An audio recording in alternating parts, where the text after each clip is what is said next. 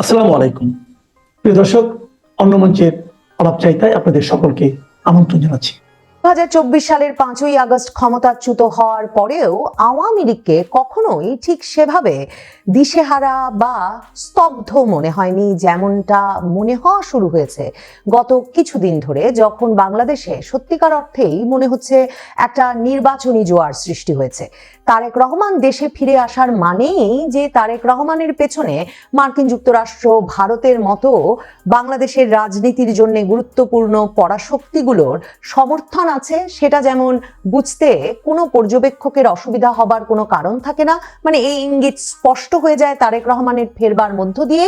তেমনি তারেক রহমানের ফেরা এটাও নিশ্চিত করেছিল যে তারেক রহমানের সঙ্গে বাংলাদেশ সেনাবাহিনীর যে দীর্ঘ সময়ের দূরত্ব বা তাকে নিয়ে যে আপত্তি, সে আপত্তিও কেটে গেছে। কাজেই তারেক রহমান ফেরা মানে তার প্রধানমন্ত্রিত্বের পথ পরিষ্কার করেই ফেরা, সেটাও একরকম নিশ্চিত ছিল। কিন্তু তারেক রহমান ফেরা মাত্র যে গণজোয়ারও সৃষ্টি হয়েছে, যেটাও একরকম ধারণা করা যাচ্ছিল। আর সেই গণজোয়ারের সঙ্গে যখন একেবারে প্রকাশ্যে বাংলাদেশের শীর্ষ পত্রিকাগুলোর সম্পাদক থেকে শুরু করে মানে সুশীল সমাজের প্রতিনিধিরা, বাংলাদেশের শীর্ষস্থানীয় ব্যবসায়ীরা সকলেই যেন একরকম হাফ ছেড়ে বেঁচে বলছেন যে কখন যে নির্বাচনটা অনুষ্ঠিত হবে আর তারেক রহমান ক্ষমতা নেবেন, প্রধানমন্ত্রী হবেন, আর দেশটায় একটা স্থিতিশীলতা ফিরে আসবে, তার জন্যই সকলে একরকমের দম বন্ধ করে যেন প্রতীক্ষায় ছিলেন। আর তারেক রহমান নেমেছেন আর তারা হাফ ছেড়ে বেঁচেছেন। মানে তারেক রহমান ফিরছেন এটা জানার পর থেকেই এইটা ধারণা করা যাচ্ছিল যে মার্কিন যুক্তরাষ্ট্র সহ পশ্চিমের দেশগুলো বাংলাদেশে যে অস্থিতিশীলতা সৃষ্টি হয়েছে গত 15-16 মাসে, 2024 আগস্টের পর থেকে ইউনূস সরকারের আমলে যে ধরনের চরমপন্থার দিকে বাংলাদেশ যাচ্ছিল, সেগুলোতেও এমনকি তাদের মিত্র পশ্চিমা দেশগুলোর আপত্তি ছিল, আশঙ্কা বেড়ে উঠছিল।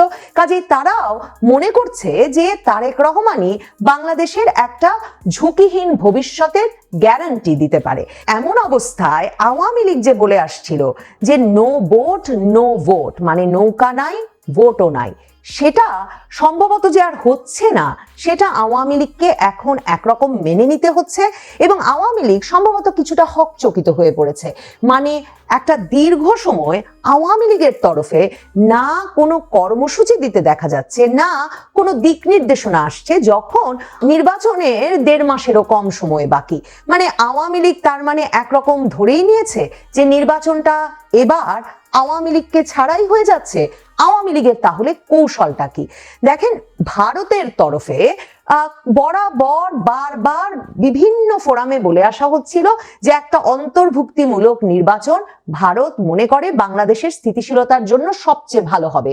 এবং ভারত সেই পরামর্শ বা সেই মতামত আন্তর্জাতিক ফোরামে, বিশেষ করে মার্কিন যুক্তরাষ্ট্রকে যে বারবার বোঝাচ্ছিল, সেটা বিভিন্ন তরফে কিন্তু খবর আসছিল। এমনকি নিরাপত্তা উপদেষ্টা অজিত দোভাল কয়েক মাস আগে এক দফা যখন খলিলুর রহমানকে ভারতে নিয়ে গেলেন আমন্ত্রণ জানিয়ে, এবং তারপর দোহায় আবারও খলিলুর রহমানের সঙ্গে ভারতের নিরাপত্তা উপদেষ্টার প্রতিনিধি, মার্কিন যুক্তরাষ্ট্রের প্রতিনিধি বৈঠক হলো দোহার মধ্যস্থতায়, সেখানেও বারবার ভারত, মার্কিন যুক্তরাষ্ট্র দুই তরফেই বাংলাদেশকে অন্তর্ভুক্তিমূলক নির্বাচন অনুষ্ঠান যে একটা স্থিতিশীল রাজনৈতিক এবং আঞ্চলিক পরিবেশের জন্য জরুরি, সে কথাটা বোঝানো হয়েছে। কিন্তু ইউনূস সরকার কিছুতেই আওয়ামী লীগের নিষেধাজ্ঞা তুলে নিতে কিংবা একটা অন্তর্ভুক্তিমূলক নির্বাচনের পথে হাঁটতে রাজি হয়নি। এখন এই অবস্থায় ভারতকেও একটা মিত্র খুঁজে নিতে হয়েছে বাংলাদেশে, যেই মিত্র রাজনৈতিক দলের সঙ্গে তারা পরবর্তীতে আগামী 5-10 বছরের জন্য অন্তত একটা কার্যকরী সম্পর্কের সরকার বাংলাদেশে থাকবে, যার সঙ্গে ভারত বাংলাদেশ সম্পর্ক এগিয়ে নেওয়ার কাজ ভারত সরকার করতে পারবে। সে কারণেই ভারতও একটা নিরাপদ অপশন হিসেবে, ঝুঁকিহীন অপশন হিসেবে তারেক রহমানকে বেছে নিয়েছে। এবং ভারত শুধুমাত্র তারেক রহমানকে দেশে ফিরিয়ে আনার ক্ষেত্রে সমর্থন দিয়েই প্রকাশ করেনি, বেগম খালেদা জিয়ার মৃত্যুর পর তারেক রহমানকে শোক বার্তা পাঠাতে প্রধানমন্ত্রী মোদী রীতিমতো ভারতের পররাষ্ট্রমন্ত্রী এস জয়শঙ্করকে বাংলাদেশে পাঠিয়ে ভারতের বার্তা পরিষ্কার করেছেন। ভারতের এই বার্তা সুস্পষ্টভাবে আওয়ামী লীগের শীর্ষ নেতৃত্ব বুঝতে পেরেছে এবং আওয়ামী লীগের নেতৃত্ব প্রথমবারের মতো 2024 আগস্টের পর একরকমের এটা এখন বুঝতে শুরু করেছেন যে ফেব্রুয়ারির নির্বাচনটাতে আওয়ামী লীগ অংশ নিতে পারছে না, শুধু তাই নয়, সেই নির্বাচনটিকে একটা গ্রহণযোগ্য নির্বাচন হিসেবে গ্রহণ করতে এখন আওয়ামী লীগের ঘনিষ্ঠ মিত্র ভারত সহ যুক্তরাষ্ট্র, পশ্চিমের দেশগুলো সকলেই একমত। আওয়ামী লীগ তাহলে এখন কি করবে? আওয়ামী লীগের তরফে দেখুন, শেখ হাসিনা ভীষণভাবে একটা সক্রিয় যোগাযোগ রাখছেন একেবারে তৃণমূলের নেতা কর্মীদের সঙ্গেও 2024 আগস্টের পর থেকেই সামাজিক যোগাযোগ মাধ্যমে, এবং তা নিয়ে ইউনূস সরকারের সর্বোচ্চ পর্যায়ে মানে ডক্টর ইউনূস স্বয়ং প্রধানমন্ত্রী মোদীকে নালিশ করেছেন। তবে একদিকে যেমন শেখ হাসিনাকে সেক্ষেত্রে ভারত কোনো বাধা সৃষ্টি করেনি, তেমনি শেখ হাসিনা 32 নম্বর ভেঙে ফেলা কিংবা কোনো অত্যাচার নির্যাতনের ভয় বা বিচার, তার ফাঁসির রায়, কোনো কিছুতেই কথা থামান নাই। তিনি তৃণমূলের সঙ্গে তার সংযোগ অব্যাহত রেখেছেন। কিন্তু তৃণমূলের নেতা কর্মীরা এই পুরো প্রক্রিয়ায়, এই পুরো সময়টায় বিভিন্ন সময়ে সংগঠিত হয়ে ভীষণ একটা প্রতিকূল পরিবেশেও কিন্তু ঝটিকা মিছিল বের করেছেন।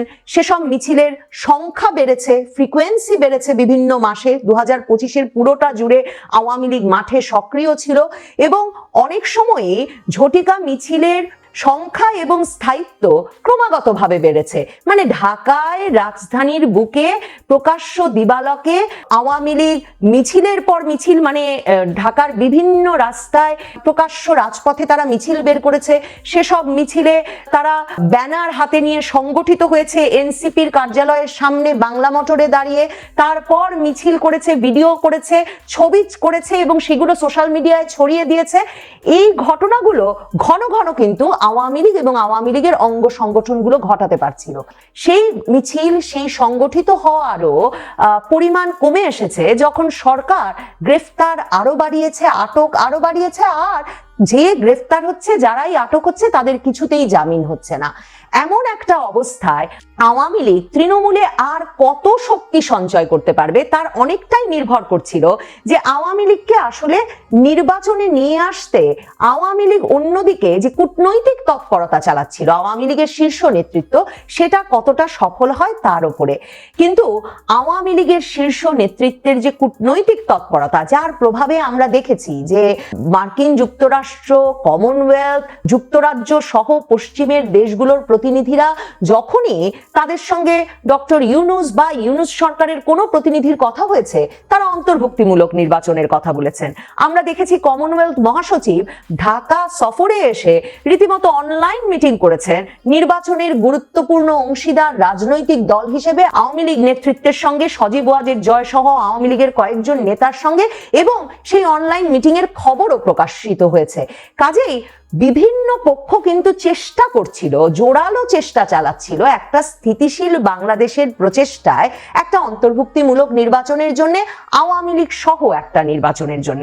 কিন্তু শেষ পর্যন্ত নির্বাচনটা এত গুরুত্বপূর্ণ হয়ে উঠেছে সকল পক্ষের জন্য, একটা স্থিতিশীলতার দিকে হাঁটবার জন্য 15-16 মাস পরে, যে এখন পশ্চিমের দেশগুলো তো বটেই, এমনকি ভারতও বলছে একটা নির্বাচন ফেব্রুয়ারিতে হতেই হবে, এবং সেই নির্বাচনে যদি সত্যিকার অর্থেই তারেক রহমানের মতো, বিএনপির মতো যারা কিনা আগে বাংলাদেশের সরকার পরিচালনা করেছে, এমন একটি পক্ষ যারা মধ্যপন্থার রাজনীতি করবার প্রতিশ্রুতি নিয়ে এসেছে, তারা যদি ক্ষমতায় আসে, সেটাই সবচেয়ে ঝুঁকিহীন পছন্দ হিসেবে বিবেচিত হতে পারে। মানুষ ক্লান্ত হয়েছে, দেশে বিদেশে সকল পক্ষ ক্লান্ত, অবসন্ন এবং উদ্বিগ্ন, আতঙ্কিত যে একটা চরমপন্থী গোষ্ঠী বাংলাদেশের দখল নেয় কিনা। সেক্ষেত্রে তারেক রহমান বাংলাদেশে ফিরেই যেভাবে ঐক্যবদ্ধ বাংলাদেশের কথা বলেছেন, শান্তি চাই, শান্তি চাই, শান্তি চাই বলেছেন, সেটা যেমন বাংলাদেশের একটা বিশাল অংশের জনগণকে এবং ভোটারকে একরকমের আশাবাদী করেছে, ঠিক তেমনি খালেদা জিয়ার মৃত্যুর পর তাকে ঘিরে বাংলাদেশের মানুষের যে আবেগ, ভালোবাসা, শ্রদ্ধা, সেটাও বিএনপির পক্ষে এক অপ্রতিরোধ গণজোয়ার সৃষ্টি করেছে। এমনকি একে আজাদের মতো যে ব্যবসায়ী নেতারা শেখ হাসিনার পাশে দাঁড়িয়ে 24-এর নির্বাচনের আগেও প্রথমত আমি তোমাকে চাই, দ্বিতীয়ত আমি তোমাকে চাই, শেষ পর্যন্ত আমি তোমাকে চাই গান গেয়েছেন, কিংবা আওয়ামী লীগের নমিনেশন চেয়েছেন 24-এর নির্বাচনেও, তারাও বারবার ছুটে ছুটে গুলশান কার্যালয়ে যাচ্ছেন তারেক রহমানের দর্শন পেতে, তারেক রহমানকে সমর্থন জানাতে, তার প্রতি আস্থা প্রকাশ করতে, তার সঙ্গে সৌজন্য সাক্ষাৎ করতে গুলশান কার্যালয়ে গিয়ে হাজির হচ্ছেন বাংলাদেশ কমিউনিস্ট পার্টি, সিপিবির নেতৃবৃন্দ সহ বাম জোটের নেতৃবৃন্দ। তারেক রহমান গুলশান কার্যালয়ের দরজা খুলে দিয়েছেন জাতীয় পার্টির এরশাদ অংশের নেতৃবৃন্দের জন্য, যারাও গিয়েছিলেন শোক বইয়ে স্বাক্ষর করতে। বিএনপি এখন পর্যন্ত জাতীয় পার্টির নির্বাচনে অংশগ্রহণের বিপক্ষে একটি শব্দ উচ্চারণ করেন নাই। তার মানে একমাত্র আওয়ামী লীগকে নির্বাচনে ফিরিয়ে আনা ছাড়া তারেক রহমান পশ্চিমের প্রেসক্রিপশন বা পরামর্শ, ভারতের পরামর্শ, সকল কিছু মোতাবেক আর সকলের জন্যই অন্তর্ভুক্তিমূলক এবং একটা স্থিতিশীল শান্তিপূর্ণ বাংলাদেশ গড়ে তোলার একটা প্রতিশ্রুতি দিচ্ছেন বটে। এই অবস্থায় আওয়ামী লীগ কি পিছু হটেছে? আওয়ামী লীগ কি একরকম স্বীকার করে নিচ্ছে নির্বাচনটা নৌকা ছাড়াই হয়ে যাচ্ছে এবং এই অবস্থায় একটা দীর্ঘ মেয়াদী রাজনৈতিক আন্দোলনের মাধ্যমে তাদেরকে শেষ পর্যন্ত বাংলাদেশে ফেরার ব্যবস্থা করতে হবে? কূটনৈতিক তৎপরতায় নির্বাচনে অংশগ্রহণের মাধ্যমে বাংলাদেশে ফিরে আসার পরিকল্পনাটা আপাতত আসলে বাস্তবায়িত হতে যাচ্ছে না। তাহলে আওয়ামী লীগ এখন কি করবে? শেখ হাসিনা সেই দিক নির্দেশনাটা তার নেতা কর্মী সমর্থকদের কবে নাগাদ দেবেন? কারণ 2024-এর আগস্টের পর থেকে আসলে সকল দিক নির্দেশনা, সকল মতামত তার কাছ থেকেই আসছে। তিনি একেবারে সর্বসাম্প্রতিক প্রতিক্রিয়াতেও বলেছেন যে আওয়ামী লীগের নেতা কর্মী সমর্থকেরা কেউ ভোট দিতে যাবে না, কাজেই ভোটটা গ্রহণযোগ্য হবে না। শেখ হাসিনা গত কয়েক মাস ধরে আন্তর্জাতিক সংবাদ মাধ্যমের সঙ্গে সাক্ষাৎকারে এই গণ বয়কটের কথা বলছেন, যে ভোটে আওয়ামী লীগের নেতা কর্মী সমর্থক ভোটারেরা অংশ নেবে না, সে ভোট কম অংশগ্রহণের কারণে, ম্যাস বয়কটের কারণে, গণ বয়কটের কারণে অগ্রহণযোগ্য হয়ে উঠবে।